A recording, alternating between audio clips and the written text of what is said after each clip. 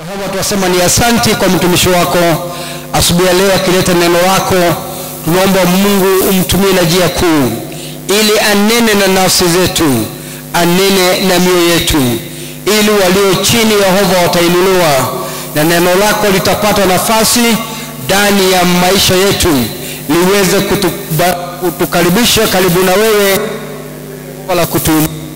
Asante kwa sababu hakuna Mungu aliye kama wewe, na tuko katika mikono yako, na ni katika afya Yesu Kristo tunaomba na hata kuamini.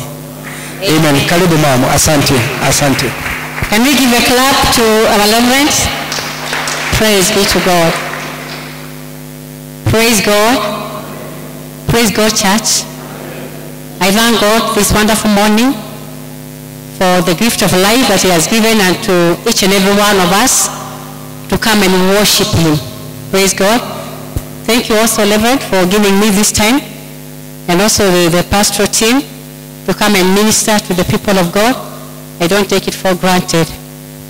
Them that are here, them that are far, and are going to hear us from other countries, you are welcome to this service. This is the Deliverance Church, Karagita, where everybody is somebody and praises the Lord, and it is in Nairobi, Kenya. Amen. Amen. You look bright. You all look bright. Situpigie Yesu makofi. Kuna watu walikuwa wamepanga jana that they are going, they had planned what they are going to do today, but they are not there. But all of us, we are here. That's enough to give thanks to our God. Amen. Our topic today will be sacrifice. Sacrifice. Yeah, it's a bit hard, and it's not also hard, because all of us, we are going to learn something from sacrifice. Amen. First of all, in John 3:16, the Bible says, "For God loved the world, that He gave His only begotten Son Jesus, so that whosoever shall believe in Him shall not perish, but have everlasting life." Our God sacrificed His only begotten Son. So we are going to talk about sacrifice.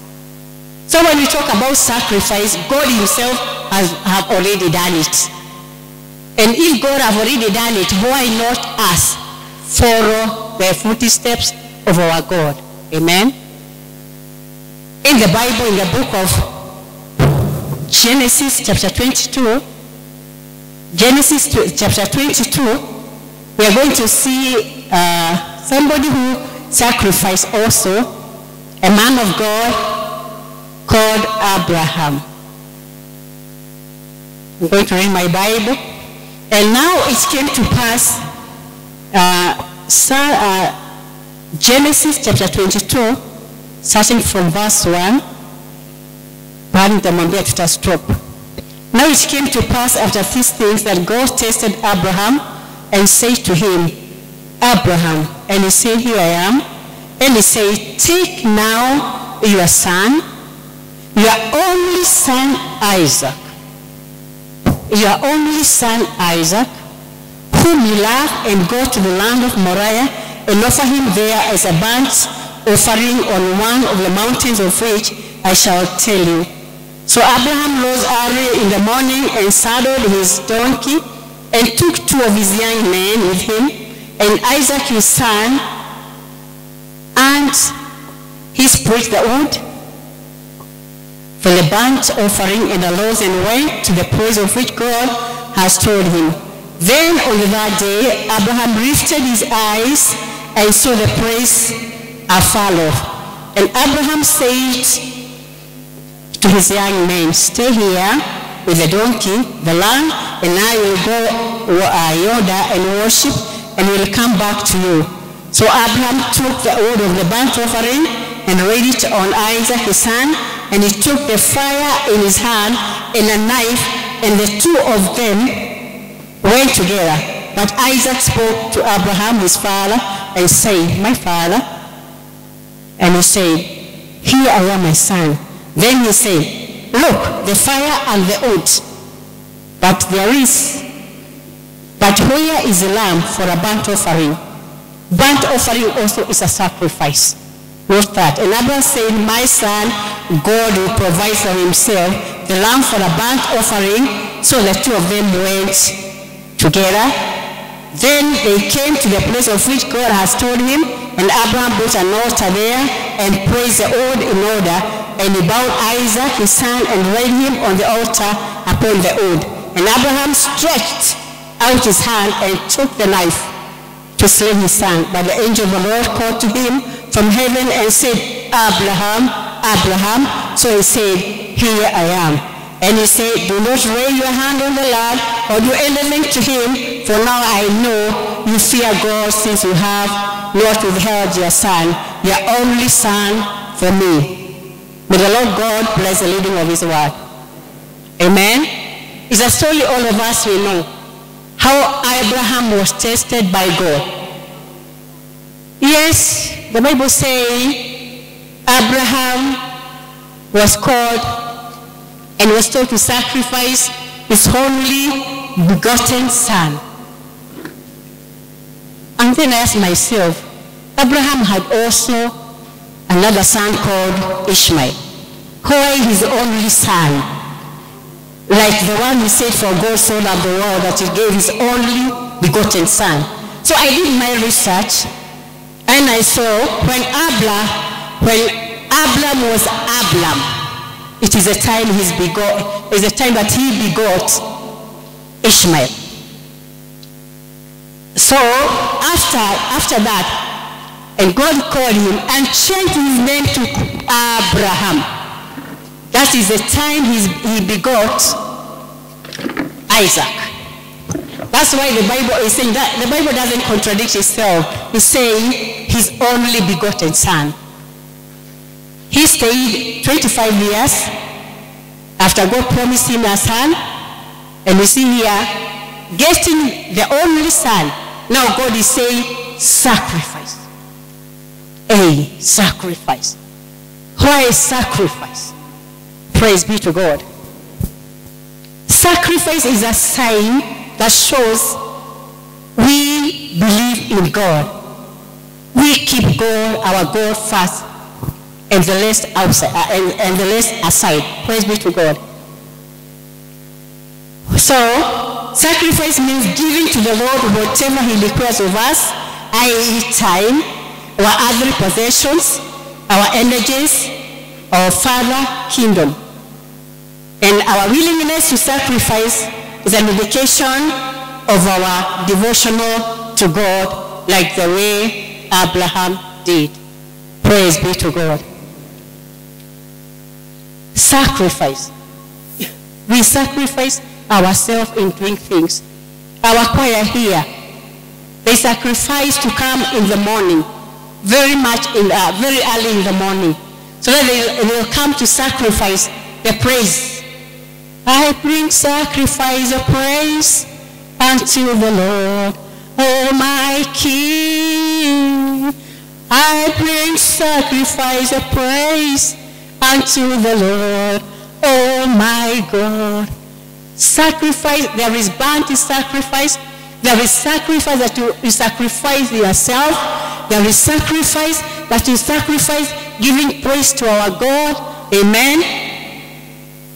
There is sacrifice to sacrifice for your children.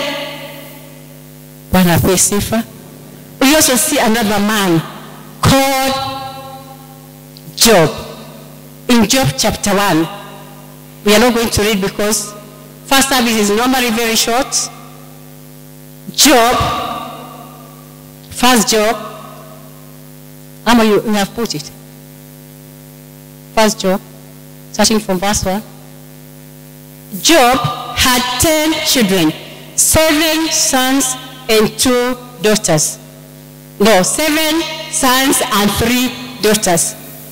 So when they grew up, the sons used to have parties in their places where they were living.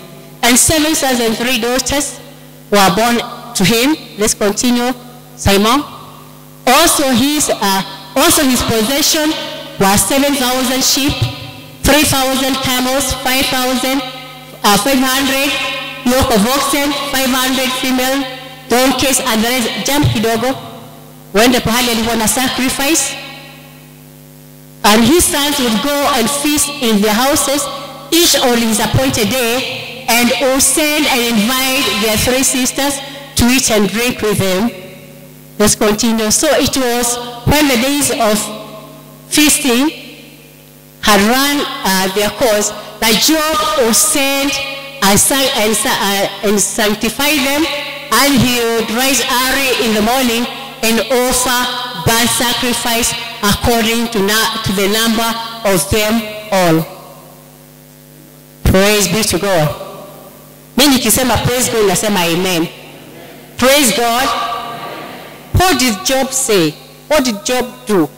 When the children were going for the parties, he would sacrifice for each and every one of them. When your children are going to school, do you give a sacrifice to protect them from all the snares of the enemy? To protect them from when they are traveling, when they are in school, amen? And especially this time, when our children are about to do the exams. Somebody asked me, what is the secret? What is the secret? And I told her, the secret is sacrifice.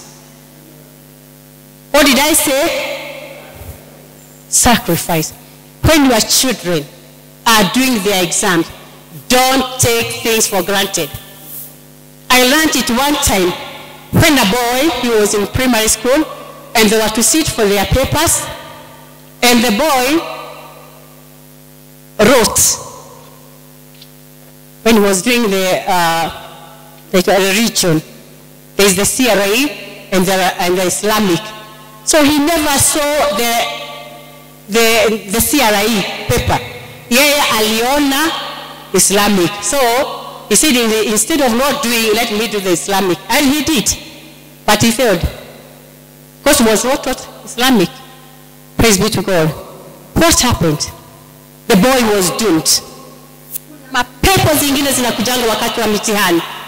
Parents, please, when your children are doing the exams, sacrifice for them. Like Job did. Like how God did. Praise be to God. Sometimes you go and see things are very tight. Things are very tight. What do? Sacrifice. When we sacrifice, Mungu anasimamanga and he says, hey, something is happening. Something is happening. So his ears are attentive. You remember King Solomon? King Solomon sacrificed 1,000 bulls.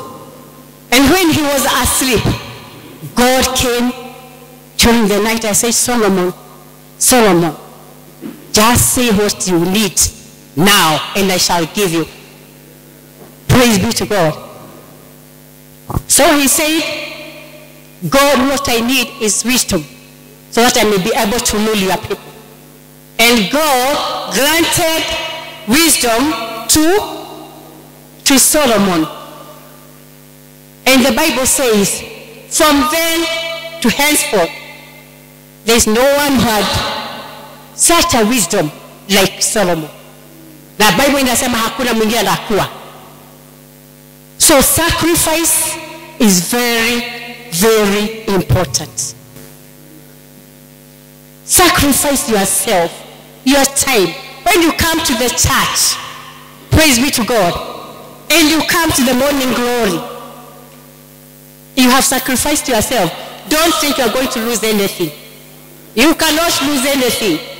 When you come to Saturday prayers, you cannot lose anything. When you don't come, things flatter you. That's the language saying, things follow you. So when you are in the house of the Lord, you'll never miss a mark. Sacrifice your time. Sacrifice your things. Sacrifice your mind. Desire to say things that are from the Lord. Praise be to God. We have our youth here. In our setup here in our youth, I thank God because we don't have advanced youth who are not married. And because maybe you know one outside. And maybe wewe unasikia ni kama umechelewa. Lakini sisi tukiona haujachelewa. Sacrifice. What did I say? Sacrifice. What do you sacrifice for? Bring sacrifice to God. Through our servant, Reverend Joel is here. He's our prophet in this house. He can receive and confirm. Praise be to God. When you sacrifice, God, I would like to have a wife. I would like to have a husband. And when you sacrifice, God honors sacrifice. And we give him a clap.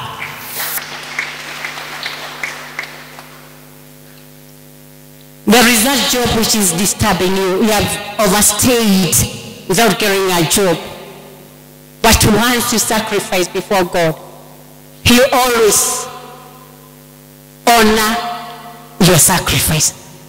Our youth, have you ever sacrificed to God, bringing to the altar, God, this is my sacrifice that I may get a job? Parents, have you ever sacrificed for your children? That God, this is my sacrifice, so that God, I want you to bless me this way, in Jesus' name. Today we are going to have an eye opener. Amen. Even in the ministry, you don't just go like that. You have to sacrifice if you want to thrive. If you want to thrive in the ministry, you have to sacrifice. Sacrificing yourself first, sacrificing your possessions, sacrificing your time. Praise be to God, and God will honor you. In 2 Chronicles chapter 27 verse 6,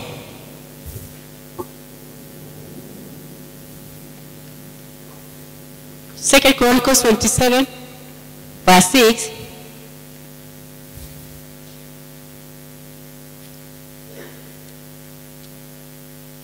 he was enda hapo juu kidogo, anzia 26. Now, yes, there. So Jotham became mighty because he prepared his ways before the Lord his God. What did he do? Jotham became mighty because he prepared his ways before the Lord. Jotham also knew how to sacrifice. Praise be to God. So when you prepare your ways to the Lord is going to hear you and is going to bless you. In the mighty name of Jesus Christ. Praise be to God. We are still going. I talked about Abraham being tested. Why was Abraham tested? Why do we get tests? Like sacrifice the only begotten son, Isaac. Why do we get into tests? Amen. Let's see some of the points here. Abraham was tested because God wanted him to deepen his capacity to obey God. So when you are tested, just know God wants you to deepen your capacity in the Lord deeply. Amen. To deepen his capacity of obedience to God. Point number 2, he wanted Abraham to develop his character. You is a member of DC Karagita. Why do God put you into test? It's because he wants to lift you from one level of glory to another. If you want to be promoted in your place of work, you just don't go majestically like that. There are some things which you have to be done. Amen? To be tested. God refines us through difficult circumstances. God refines us through difficult circumstances, so that when you reach to a certain place, you shall say, I no longer live, but Christ lives in me. I no longer live, but Christ lives in me. that's why you ask yourself, why is God bringing all these things? Kwa nini Mungu ananiletea mambo hii yote? Ikikuja shukuru Mungu. Why? Because he will only bring that which you can bear. He will never bring that which you cannot bear. That's the best thing of our God. Praise be to God. God wants us to God wants us to behave like a cactus. What is cactus? Cactus is a certain plant that normally grows in the desert places. Cactus. At our home we have one. We got one and we planted. It looks loud. Na iko na thorns, iko na miba uko ndani, alafu inazaa. Cactus enyewe ni dawa. It has pharmaceutical benefits. Cactus. And it normally grows in dry places. It has thorns to prevent any enemy who can come attack it. When other plants are succumbing because of drought, cactus don't. Even if you go usimame pale, maybe unaweza kuona some cactus huko kwa KDF. Because it's a dry place. Hakuna miti mingi ambayo imepandwa pale.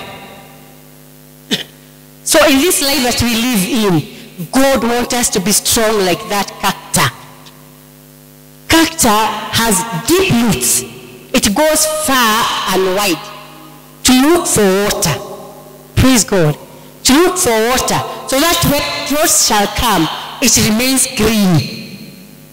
It remains what? It remains green. So it helps to resist drought. When other vegetables vegetation are drying up, cactus don't. And God wants us to live in this way. That when temptations and trials comes, we shall be able to stand firm, to fight our battles, to put all the armor of God upon ourselves. Praise be to God. Are we together? Yes, we are together. Cactus. Mimi nilienda Nakuru pahali nikasikia mambo ya cactus. Sikuwa nimesikia before. Nikasikia cactus iko na benefits in it. Ni dawa, ukikunywa kuna magonjwa inaponya. Nikagoogle, nikaona kweli cactus iko na mambo nyingi. The jelly can tengeneza mafuta, inaweza kutengeneza dawa, inaweza kutengeneza vitu zingine. Fruits zenyewe ni dawa, roots ni dawa, the leaves ni dawa ambazo zinakaa kama kisahani. Na mimi nikasema, oh yes, our God wants us to live like cactus. That when there is drought, you shall never lack. When there is drought, you shall never lack. When diseases and sicknesses come, you shall stand still and see the salvation of the Most High God. Praise be to God. It has deep roots. Deep roots. Doing what? What are the roots for? Inatafuta maji huku chini ya mawe, chini ya mchanga. How do a Christian look for this? Come to the Bible study. Praise be to God. Hatukuwa na Bible study, lakini sasa tumezirudisha. Hivi karibuni tutakuwa na another Bible marathon. Don't miss it. Amen. Hivi karibuni tutakuja kufungua maushirika zetu. Don't miss. That is part of the roots. Seeking what it to make the character to retain its vegetation. Maintain to be green in a desert. As a Christian, it doesn't matter what the economy is saying. All I know is my God will supply all my needs according to his riches and glory. Praise be to God. Unasema ya kwamba watoto walikuja After 1 week, wakarudi na school fees. Tena wanakuja tena tutaambiwa tulipe school fees. I want to assure you, because your roots are not looking up, they are looking down. Praise be to God. And God knows, our God is our foundation. He will always provide. Mtoto na fees ni nini ngumu? Sini mtoto. Kupata mtoto na kupata school fees ni gani ngumu? Ask mothers, they will tell you. Praise be to God. Mark the house. Can we give a clap to our God? Mtoto na school fees, mtoto kupata ndio ngumu. Na kama Mungu alileta huyu mtoto ama hawa watoto, he will surely provide according to his riches and glory. So fear not. You are saying the business has been so low. Yes. Let your roots now start moving. Searching God, asking God, God, what shall I do after this? Yes, businesses were physical, but now they are also online. Praise be to God. They were physical and they are mostly online. So change the style. Change what? Change the style. Be like cactus. Hii mvua ikikuja inanyakua. Ikikosa kwa root. New technology ikikuja kwa sababu ya biashara, move with it. Are we together? Are we together? Praise be to God. We are moving well. So don't ever forget about cactus. Amen. When we need to thrive and flourish in hard situations, like cactus, as I have said. Why? Why should we flourish and thrive like cactus in hard situations like the one we were in? I thank God today because the government is telling us the economy of the nation has started shooting. By Thursday, they said it has risen by 10%. Like all the glory. Amen. But it's in the race by 10%. COVID inaenda chini, economy inaenda juu. But remember to pray that even when the economy is coming better, let us, our economy in Christ, grow more and more. Amen. Amen. Things happen because we are peculiar people. Like a cactus is a plant that is very peculiar. Don't you ever forget about cactus. When you come at our home, I'll show you the cactus. We have one at our home. Or when you are moving around dry places, you can get them. And the other thing of cactus is inazaanga haraka sana. Inashoot hii, inashoot ile. Within a very short span, kimeja. Let our Christian life be like that. In a short time, tutakuwa tumeenea. Let our testimonies be known by all. Bwana sifa. And because we are peculiar people, when world economic collapses and system fail, God is always with us. When world economy collapse and system fail, God is always with us. When we lose loved ones, God is always with us. Why did I give the example of the cactus? When the drought comes, other plants die, but the cactus remains standing. Therefore, when we lose loved ones, let God be our God. Amen. We lose our dear ones through maybe terminal diseases, but let us know our God always supplies. And know that God is our healer. God can heal you or your friend permanently. What do I say? Permanently. There was one time we went to a place and Mama, the one who has gone, the daughter told us, Mama said, hiyo hospitali ya huko juu ni nzuri kushinda ya hapa ulimwenguni. So she saw at God's place, it's better than here. Fight a good fight. Keep faith and fight forward. Amen. You are not going to die because I've said this, but people are dying each and every time. Even during Corona times, we lost our beloved ones. Isn't it? We still keep on mourning. We wake up and tell God, God, we are peculiar people. We don't mourn like the people of the world. Why? Because we know where we came from, why we are here, and where we shall go. Here we only have an assignment. An assignment. So do your assignment good. So do your assignment excellently. Represent the kingdom of God.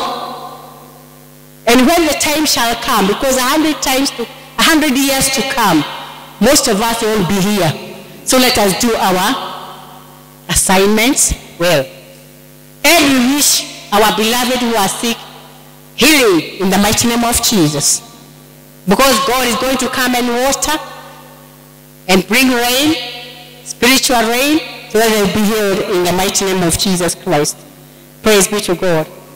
So let us not mourn like the world mourns. Let us look unto God, the creator and earth. Hizi nosi ni mingi, lakini sasa mimi nimeziruka zote kwa sababu ninajua ya kwamba nyingi tumezipata. Nosi zinakuanga za kuguide. The Holy Spirit of God speaks to his people. Amen. In 1 Samuel chapter 7 verse 6, Simon, 1 Samuel chapter 7 verse 6, would like to read that first. 1 Samuel chapter 6. Chapter 7 verse 6. We see a case there.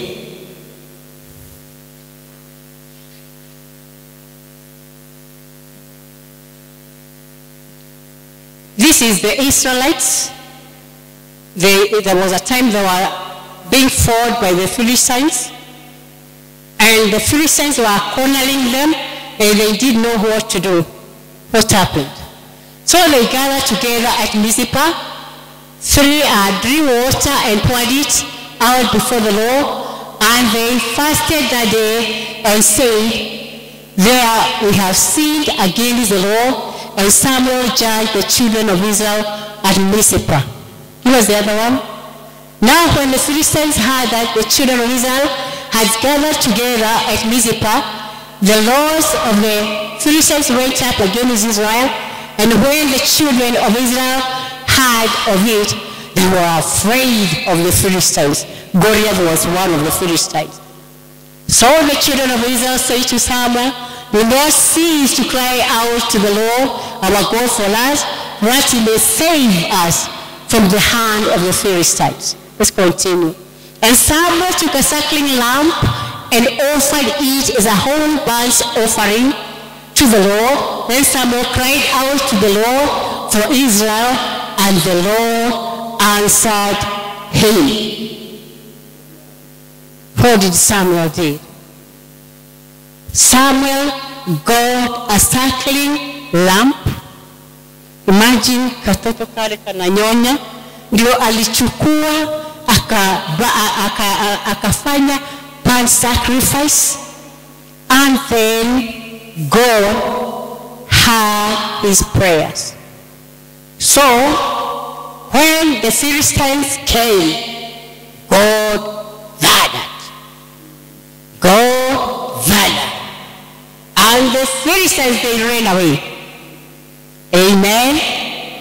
When you have a very, very difficult situation, go to your prophet. Here in this house, we have our prophet, Reverend Joel. Come to him. And when he sacrifices the prayers unto God, God will wonder. Say, my God will wonder. When your children come to you, pray for them, and God will thunder. Our children are not going to perish because God has to thunder in the mighty name of Jesus. Our children are not going to miss school because God will thunder. You only need to sacrifice. A case study. There was a friend of mine, a pastor. Kijana wake alikuwa Form 3. And in Form 3, he was sent, he was expelled. Unajua kuna ile suspension na expel.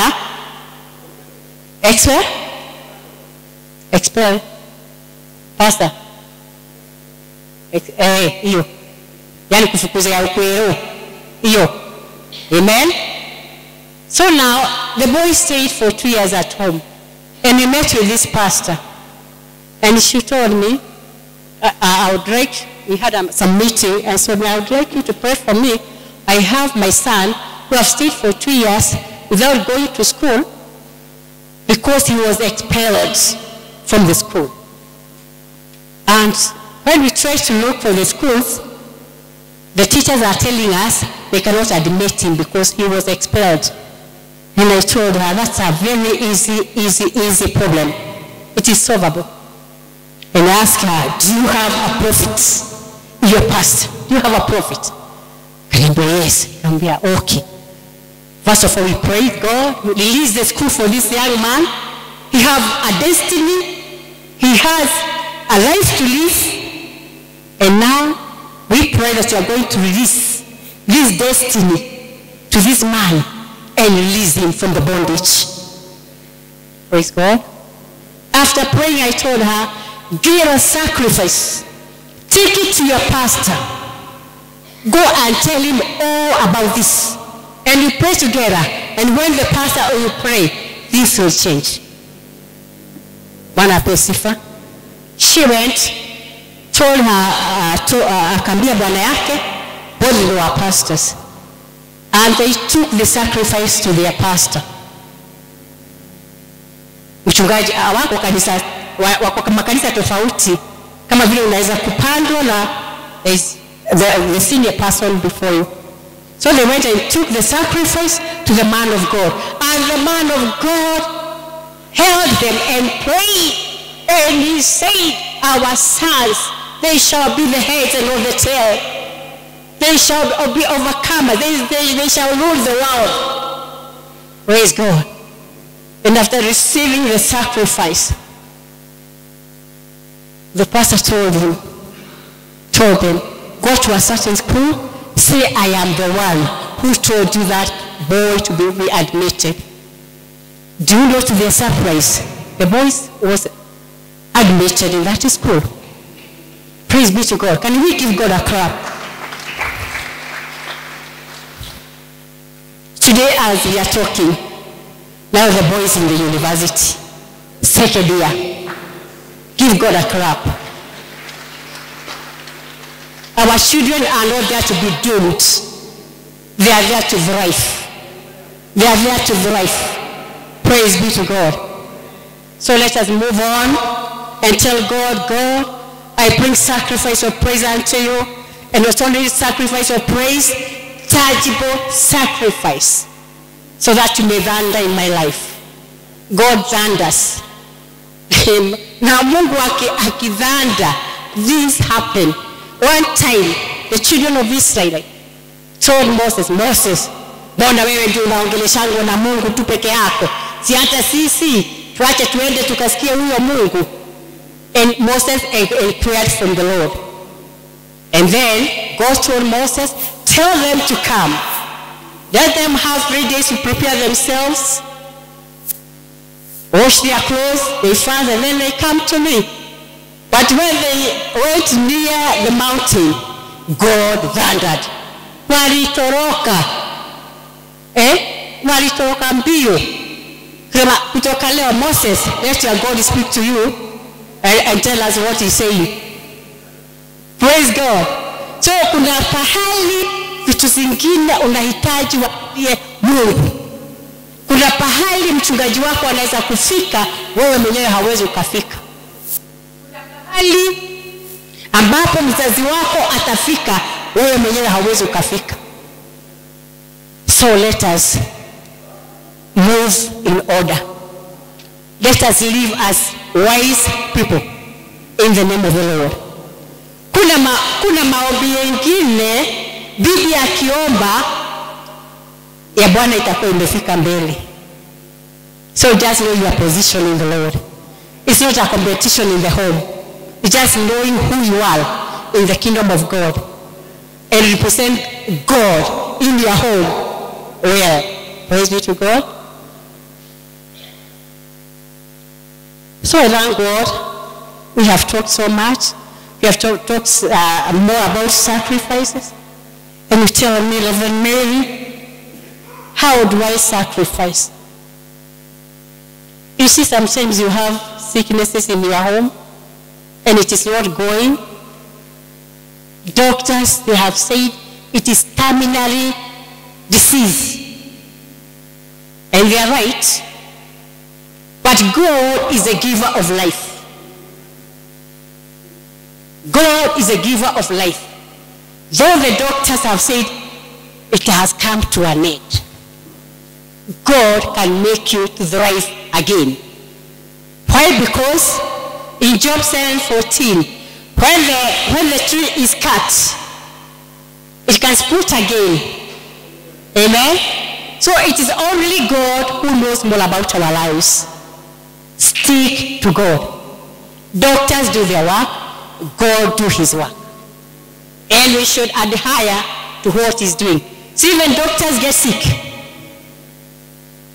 whom do they call to? They call God. When they go to the theater, they tell God, God, help us.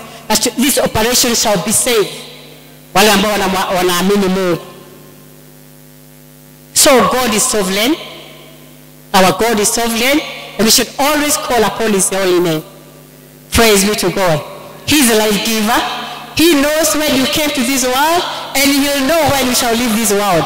Only do your assignment well. Do the right thing at the right time. In the mighty name of Jesus Christ. Bwana apewe sifa. I love God. What did I say? Do you love God? When you come to sacrifice, give a sacrifice that can subdue your enemies permanent.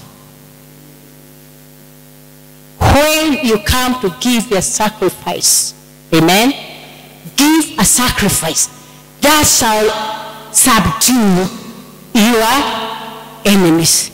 Ati ile dhabihu utafanya kama haujaisikia ni nzito, hiyo usitoe, ile itakugharimu. Hiyo ndio Mungu anataka. Sacrifice. Have you seen somebody buying a car of 5 million, going to the pastor or his prophet, anampelekea 100? Hiyo ina match? Is it matching?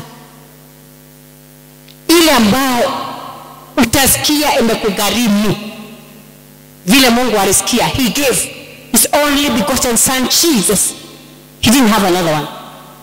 Ilimgharimu. Na yeye ukitoa ile dhabihu ambao itakugharimu, it is expensive to give a sacrifice. Hiyo itakugharimu, God will repay you the rest of your life. Praise be to God.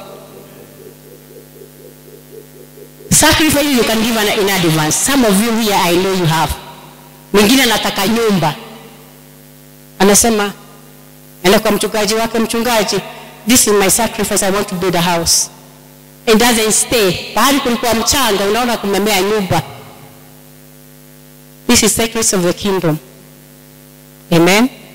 Usigojee mtoto wako aanze mtihani. Do it in advance.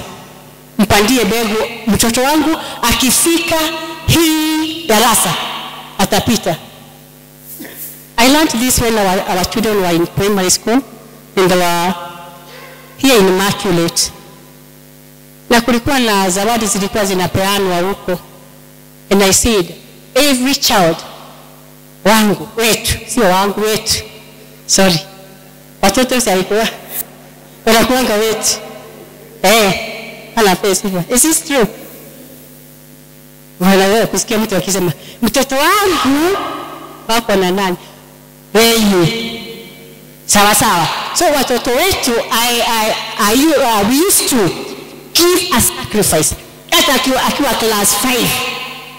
God we are going to give this sacrifice. Ili hao wanafanya class 8 wakipita wetu wakati ule tuafika hapa wao watapita. Hatuna mtoto amefail so far. Why? Because give God a clap. Why? Because God revealed it to us. That when you sacrifice, Mungu understands still, he stands still to see what you are going to ask. Mtoto wako amekuwa akigojeka, amekunywa dawa mingi, pesa zako nyingi zinaenda kwa mahospitali, ama your spouse, stand still and sacrifice. I say from today henceforth, pesa zangu zitakuwa zinaenda kwa kanisa, ama kusaidia wale ambao hawajiwezi. Amen? Are we together? When you sacrifice, God stand and God thunders. Amen? Yeah, sacrifice. We give sacrifice that can subdue your enemies permanently. Sacrifice is not like a tithe. A tithe, we normally give 10%. We normally do what? Give 10% to what we earn. Umesikia Jijola akisema hapa, if an offering, that is more than your tithe. Na mimi nataka kusema, you can give a sacrifice more than 10%. And I'll say, if it doesn't finya you, ama kama haikugharimu your sacrifice, think twice. I want the people of this church and all them that are hearing us, diaspora, to understand about sacrifice. God is a good example of giving sacrifice. He didn't have another son. He gave his only begotten son. We see Abraham giving also his son, and God spared him. Imagine if Abraham said, I don't want to give this son, the only son that I have, and you have given me God. Imagine when he agreed, and God told him, now from today henceforth, Abraham shall be a father of many nations. Your descendants, they shall be like the stars of the sky and the sands of the sea. We are going from one level of glory to another. We have learned about sacrifice, and I know God is going to help each and every one of us. So giving a sacrifice that subdues our enemies permanently is like cancer. Some people have cancer, or their parents, or their siblings, or their loved ones. Sacrifice will do it for you. The debts.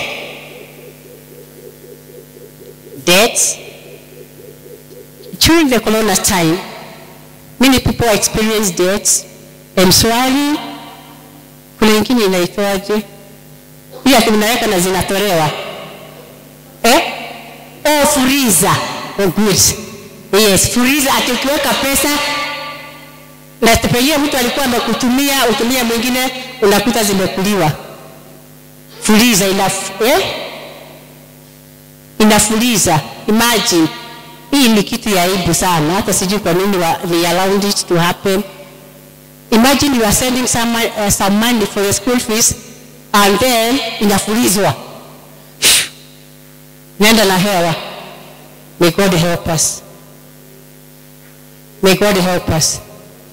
So when we sacrifice, I say we subdue our enemies permanently. You refuse again. Atafuliza ndio itamaliza your peace. Mungu atakuinua katika jina la Yesu Kristo. Bwana apewe sifa. Nimesema ya kwamba pia lack of life partner.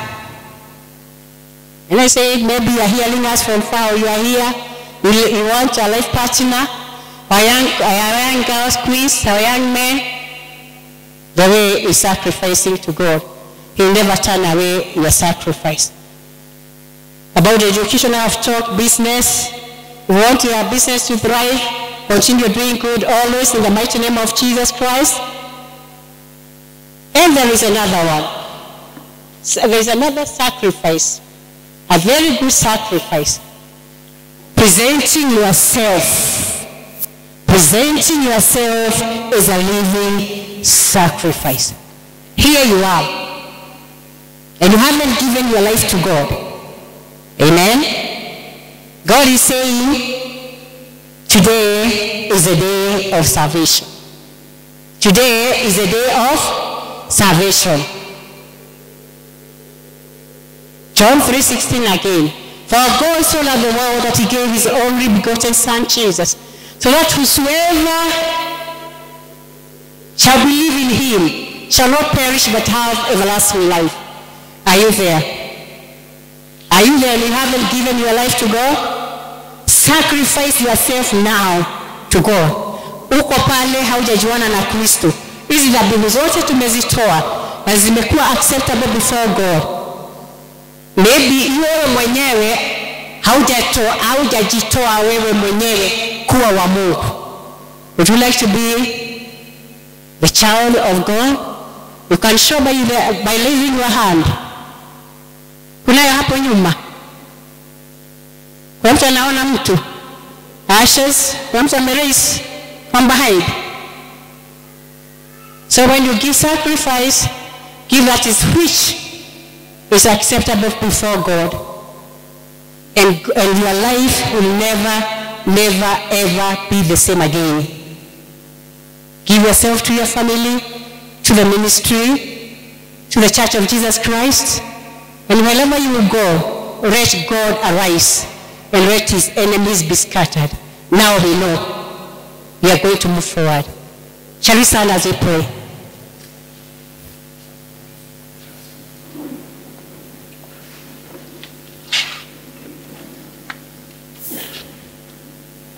Mighty and everlasting Father, I want to thank you.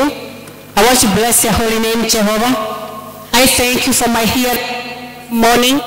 And I want to pray, Father, we have gone astray, that you shall forgive us, O Redeemer. You have revealed hidden things that we know not. And Jehovah God, may you help each and every one of us to look unto you, the author and our finisher of faith. Yes, God, in the times of old, people did wonders when they sacrificed. And even as we have sacrificed ourselves to come to a sanctuary, I pray that you are going to bless each and every one of us. And this message is going to sink to your people. And God Almighty, all shall be well, and you shall meet all our needs according to our riches in glory. I pray for the sick in our midst, and Lord, you shall heal them.